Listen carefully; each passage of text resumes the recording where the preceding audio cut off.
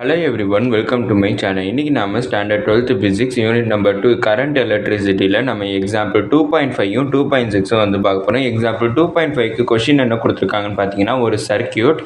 அந்த சர்க்கியூட்டில் வந்து எனக்கு பார்த்தோம்னா ரெசிஸ்டார் வந்து கனெக்ட் பண்ணியிருக்காங்க. அந்த ரெசிஸ்டாரோடைய ரெசிஸ்டன்ஸ் என்ன கொடுத்துருக்காங்கன்னு பார்த்தோம்னா 24 ஆம்பர் வந்து எனக்கு கொடுத்துருக்காங்க. அப்படின்னா ரெசிஸ்டன்ஸ் வந்து எவ்வளோன்னு பார்த்தோம்னா 24 ஓம் வந்து எனக்கு கொடுத்துருக்காங்க. இங்கே வந்து இந்த சிம்பிள் எதை டினோட் பண்ணுதுன்னு பார்த்தோம்னா ஓமை வந்து டினோட் பண்ணுது. அப்படின்னா ரெசிஸ்டன்ஸ் எவ்வளோன்னு பார்த்தோம்னா 24 ஓம் வந்து கொடுத்துருக்காங்க. அதை ஒரு பொட்டென்ஷியல் டிஃப்ரென்ஸ் இருக்கக்கூடிய ஒரு பேட்டரியில் வந்து கனெக்ட் பண்ணுறாங்க. அந்த பேட்டரியோட பொட்டென்ஷியல் டிஃப்ரென்ஸ் எவ்வளோ கொடுத்துருக்காங்கன்னு பார்த்தோம்னா 12 வோல்ட் வந்து எனக்கு கொடுத்துருக்காங்க. இப்போ அந்த சர்க்கியூட்டில் அந்த ரெசிஸ்டார் மூலமாக ஃப்ளோ ஆகக்கூடிய கரண்ட் எவ்வளோங்கிறத கண்டுபிடிக்க சொல்லியிருக்காங்க. இதை நான் எதை யூஸ் பண்ணி கண்டுபிடிக்க போகிறேன்னு பார்த்தோம்னா ஓம்ஸ் லா யூஸ் பண்ணி கண்டுபிடிக்க போகிறோம். ஓம்ஸ் லாவோட ஃபார்முலா என்னன்னு பார்த்தோம்னா V is equal to IR. இப்போ நான் கரண்ட் I தான் வந்து கண்டுபிடிக்க போகிறேன். அப்போ நான் R என்கிட்ட ட்ரான்ஸ்லேட் பண்ணுறேன். ட்ரான்ஸ்லேட் பண்ணனா டிவிஷன் ஆகும். அப்போ நான் I is equal to V/Rன்னுட்டு கிடச்சிருக்கும். இங்கே என்ன பொட்டன்ஷியல் டிஃபரன்ஸோட வேல்யூ 12, அடுத்து ரெசிஸ்டன்ஸோட வேல்யூ வந்து 24. அப்படின்னா இது 12 1s இது 12 2s. அப்படின்னா 1/2 நான் 0.5ன்னுட்டு எழுதலாம். அப்படின்னா எனக்கு அதில் ஃப்ளோ ஆகக்கூடிய கரண்ட்டோட வேல்யூ என்னென்னு பார்த்தோம்னா 0.5 ஆம்பருங்கிறத கண்டுபிடிச்சிருக்கோம். அடுத்த எக்ஸாம்பிள் 2.6. எக்ஸாம்பிள் 2.6ல் கொஷின் என்ன கொடுத்துருக்காங்கன்னு பார்த்தீங்கன்னா, ஒரு வயர், அந்த வயரோடைய ரெசிஸ்டன்ஸ் வந்து எவ்வளோ கொடுத்துருக்காங்கன்னு பார்த்தீங்கன்னா 20 ஓம் வந்து கொடுத்துருக்காங்க. இப்போ வந்து ஒரு நியூ ரெசிஸ்டன்ஸ் வந்து கண்டுபிடிக்கணும். எதுக்காண்டி நியூ ரெசிஸ்டன்ஸ் வந்து கண்டுபிடிக்கணும்னு பார்த்தோம்னா, அந்த வயரை வந்து 8 டைம்ஸ் வந்து அந்த ஒரிஜினல் லென்த்தை விட லாங்கராக வந்து அவங்க ஸ்ட்ரெச் பண்ணுறாங்க. அதாவது இழுத்து 8 டைம்ஸ் வந்து அதோட லென்த்தை வந்து லாங்கர் பண்ணுறாங்க. அதோட ஒரிஜினல் லென்த்தை விட 8 டைம்ஸ் வந்து லார்ஜர் லென்த்தை அதை கன்வெர்ட் பண்ணுறாங்க.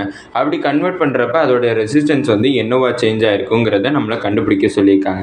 ஃபஸ்ட்டு நான் வந்து என்ன பண்ண போகிறேன்னா ஃபஸ்ட்டு ரெசிஸ்டன்ஸோட வேல்யூ, ஒரிஜினல் ரெசிஸ்டன்ஸோட வேல்யூ வந்து 20 ஓம்.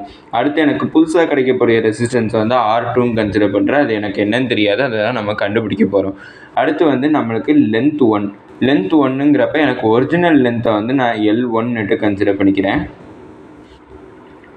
அடுத்து நான் ஸ்ட்ரெச் பண்ணதுக்கப்புறம் எனக்கு கிடைக்க போகிற லென்த்தை வந்து நான் L2ன்னுட்டு கண்டுபிடிச்சிக்கிறேன், ஸ்ட்ரெச்சு லென்த்.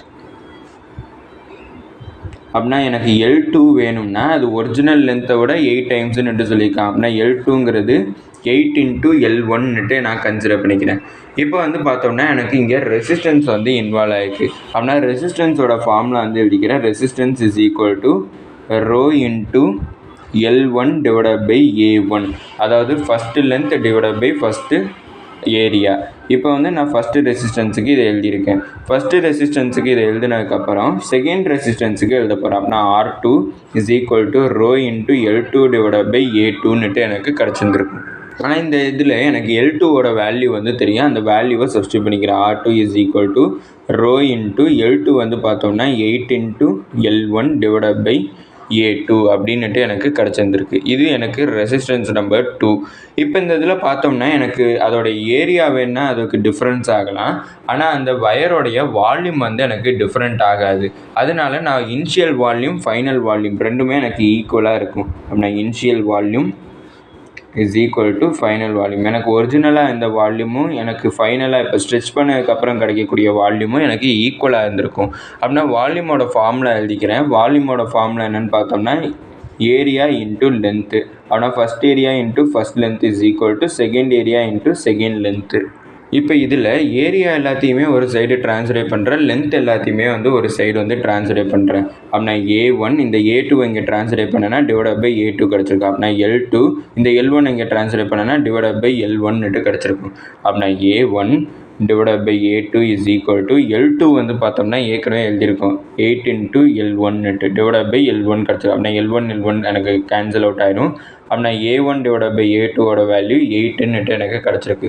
இப்போ நான் இதை தேர்ட் ஒன், இது வந்து செகண்ட் ஒன், இது வந்து நான் தேர்ட் ஒன்னுட்டு நான் கன்சிடர் பண்ணிக்கிறேன்.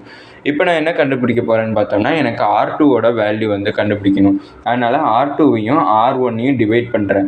R2 வந்து என்னென்னு பார்த்தோம்னா rho into 8L1 divided by A2 divided by R1 வந்து பார்த்தோம்னா rho into L1 divided by A1.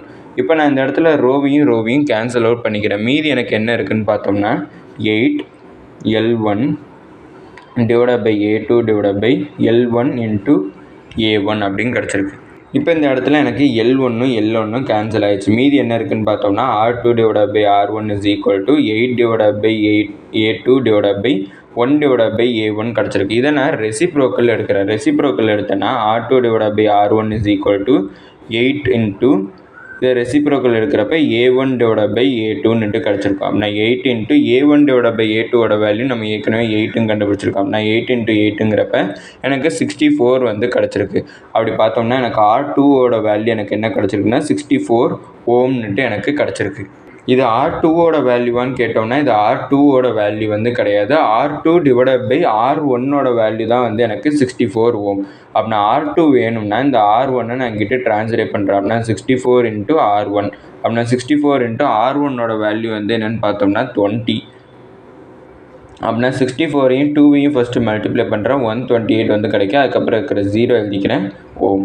அப்படின்னா R1 வேல்யூ 20 இருக்குது ஃபஸ்ட்டு ஸ்டார்டிங்கில். அதுக்கப்புறம் அதோடைய லென்த்தை வந்து 8 டைம்ஸ் வந்து அதை ஒரிஜினல் லென்த்தை விட 8 டைம்ஸ் வந்து அதை ஸ்ட்ரெச் பண்ணுறாங்க. அப்படி ஸ்ட்ரெச் பண்ணுறப்ப எனக்கு ரெசிஸ்டன்ஸ் என்னவா சேஞ்ச் ஆகுதுன்னு பார்த்தோம்னா 1280 வந்து எனக்கு சேஞ்ச் ஆகுது. இதோட இந்த வீடியோ முடிஞ்சிச்சு. மறக்காம நம்ம சேனலை சப்ஸ்கிரைப் பண்ணி சப்போர்ட் பண்ணுங்கள். நீங்கள் கொடுக்கக்கூடிய ஒவ்வொரு சப்ஸ்கிரைபும் எனக்கு மிகப்பெரிய சப்போர்ட்டாக. அப்புறம் ஏதாச்சும் டவுட்ஸ் இருந்தாலும் நான் ஏதாச்சும் இம்ப்ரூவ் பண்ணணும்னு நினச்சிங்கனாலும் அதை கமெண்ட் செக்ஷனில் சொல்லிங்க. இந்த வீடியோ பிடிச்சிருந்துச்சுன்னா லைக் பண்ணுங்கள். தேங்க்யூ.